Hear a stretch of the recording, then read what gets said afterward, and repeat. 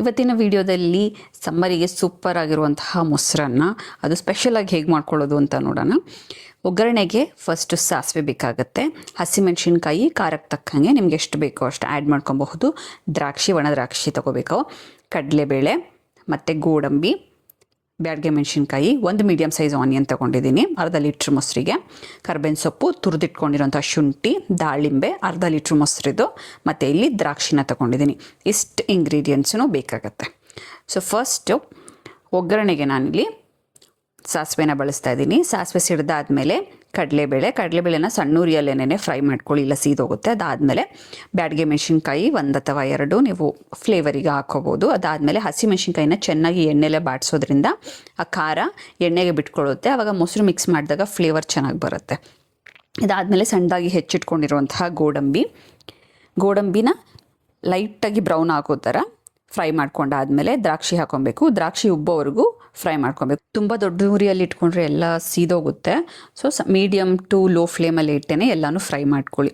ಇದಾದಮೇಲೆ ಕರ್ಬೇವಿನ ಸೊಪ್ಪು ಒಗ್ಗರಣೆಗೆ ಅದಾಗಿದ ತಕ್ಷಣವೇ ತುರಿದಿಟ್ಕೊಂಡಿರೋಂತಹ ಶುಂಠಿ ಹಾಕಬೇಕು. ಇದನ್ನು ಮಿಸ್ ಮಾಡಲೇಬೇಡಿ, ಯಾಕಂದರೆ ತುಂಬ ಒಳ್ಳೆ ಫ್ಲೇವರ್ ಸಿಗುತ್ತೆ ನಿಮಗೆ ಶುಂಠಿನ ಮೊಸರನ್ನಕ್ಕೆ ಹಾಕೋದ್ರಿಂದ.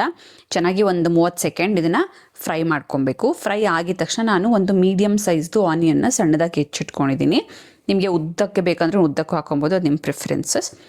ಸ್ವಲ್ಪ ಕ್ರಿಸ್ಪಿಯಾಗಿ ಸಿಗಬೇಕು ಅಂತಂದರೆ ಈ ಟೈಮಲ್ಲೇ ನೀವು ಸ್ಟವ್ನ ಆಫ್ ಮಾಡ್ಕೊಬೋದು, ಇಲ್ಲ ಅಂತಂದರೆ ಚೆನ್ನಾಗಿ ಬಾಡಿಸ್ಕೋಬೇಕು. ನಾನಿಲ್ಲಿ ರುಚಿಗೆ ತಕ್ಕಷ್ಟು ಸಾಲ್ಟ್ ಹಾಕ್ಕೊತಾ ಇದ್ದೀನಿ. ಇಲ್ಲಿ ಜಾಸ್ತಿ ಸಾಲ್ಟ್ ಹಾಕ್ಕೊಳಕ್ಕೆ ಹೋಗ್ಬೇಡಿ, ಯಾಕಂದರೆ ಈರುಳ್ಳಿ ಜಾಸ್ತಿ ಎಳೆದ್ಬಿಟ್ರೆ ನಮ್ಗೆ ತುಂಬ ಉಪ್ಪು ಅನಿಸುತ್ತೆ. ಲೈಟಾಗಿ ಇದಕ್ಕೆ ಎಷ್ಟು ಬೇಕು ಅಷ್ಟು ಮಾತ್ರ ಸಾಲ್ಟ್ ಹಾಕ್ಕೊಂಡು ಫ್ರೈ ಮಾಡಿ. ಫುಲ್ ಕಂಪ್ಲೀಟಾಗಿ ತಣ್ಣಗಾಗೋಕ್ಕೆ ಬಿಡಿ, ಸ್ಟವ್ ಆಫ್ ಮಾಡಿ. ಫುಲ್ ಕಂಪ್ಲೀಟಾಗಿ ತಣ್ಣಗಾಗಬೇಕು. ಬಿಸಿಲೇ ಮೊಸರು ಹಾಕೊಂಡ್ಬಿಟ್ರೆ ಮೊಸರು ಒಡೆದೋಗುತ್ತೆ. ಸೊ ಚೆನ್ನಾಗಿ ತಣ್ಣಗಾದ್ಮೇಲೆ ನಾನಿಲ್ಲಿ ಅರ್ಧ ಲೀಟ್ರಷ್ಟು ಮೊಸರು ಹಾಕ್ಕೊತಾ ಇದ್ದೀನಿ. ಚೆನ್ನಾಗಿ ಮಿಕ್ಸ್ ಮಾಡಿಕೊಂಡು, ನಿಮಗೆ ಕೆಲವರಿಗೆ ಏನಂತಂದರೆ ಗಟ್ಟಿನೇ ಇಷ್ಟ ಆಗುತ್ತೆ, ಬಟ್ ಇಷ್ಟು ಗಟ್ಟಿ ಬೇಡ ಅಂತಂದರೆ ನಿಮಗೆ ನೀರು ಎಷ್ಟು ಬೇಕೋ ಅಷ್ಟು ಆ್ಯಡ್ ಮಾಡ್ಕೊಬಹುದು. ನೆಕ್ಸ್ಟ್ ರುಚಿಗೆ ಬೇಕಾಗಿರೋಷ್ಟು ಸಾಲ್ಟ್ನ ನೀವು ಆ್ಯಡ್ ಮಾಡ್ಕೊಳ್ಳಿ. ಆಲ್ರೆಡಿ ನಾವು ಒಗ್ಗರಣೆ ಮಾಡ್ಕೊಳ್ಳುವಾಗ ಸಾಲ್ಟ್ನ ಆ್ಯಡ್ ಮಾಡಿರ್ತೀವಿ, ಇಲ್ಲಿ ಸಾಲ್ಟ್ನ ನೋಡಿಕೊಂಡು ಆ್ಯಡ್ ಮಾಡ್ಕೊಳ್ಳಿ. ನೆಕ್ಸ್ಟ್ ನಾನು ಆ್ಯಡ್ ಮಾಡ್ತಾ ಇರೋದು ಕಟ್ ಮಾಡಿಟ್ಕೊಂಡಿರುವಂತಹ ದ್ರಾಕ್ಷಿ ಮತ್ತು ಬಿಡಿಸಿಟ್ಕೊಂಡಿರುವಂತಹ ದಾಳಿಂಬೆ. ಇದನ್ನು ಎಷ್ಟು ಬೇಕಾದರೂ ನಿಮಗೆ ಟೇಸ್ಟ್ ವೈಸ್ ನೀವು ಆ್ಯಡ್ ಮಾಡ್ಕೋಬಹುದು, ಏನು ಪ್ರಾಬ್ಲಮ್ ಇಲ್ಲ. ಎಲ್ಲ ಹಾಕೊಂಡಾದ್ಮೇಲೆ ಲಾಸ್ಟಲ್ಲಿ ಗಾರ್ನಿಷಿಂಗಿಗೆ ನಾನು ಸ್ವಲ್ಪ ಕೊತ್ತಂಬರಿನ ಯೂಸ್ ಮಾಡ್ತಾಯಿದ್ದೀನಿ.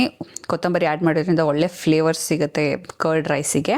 ಸೊ ಕೊತ್ತಂಬರಿ ಎಲ್ಲ ಹಾಕೊಂಡಾದ್ಮೇಲೆ ಎಲ್ಲನೂ ಒಂದು ರೌಂಡ್ ಚೆನ್ನಾಗಿ ಮಿಕ್ಸ್ ಮಾಡ್ಕೊಬೇಕು. ಸಾಲ್ಟ್ ನೋಡ್ಕೊಳ್ಳಿ, ನಿಮ್ಗಿನ್ನ ಮೊಸರು ಬೇಕಂದರೆ ಮೊಸರು ಅಡಿಷ್ನಲಾಗಿ ಆ್ಯಡ್ ಮಾಡ್ಕೊಳ್ಳಿ, ಇಲ್ಲೊಂದು ಸ್ವಲ್ಪ ಗಟ್ಟಿ ಆಯಿತು ಅಂತ ಅಂದರೆ ವಾಟರ್ನ ಆ್ಯಡ್ ಮಾಡ್ಕೋಬಹುದು.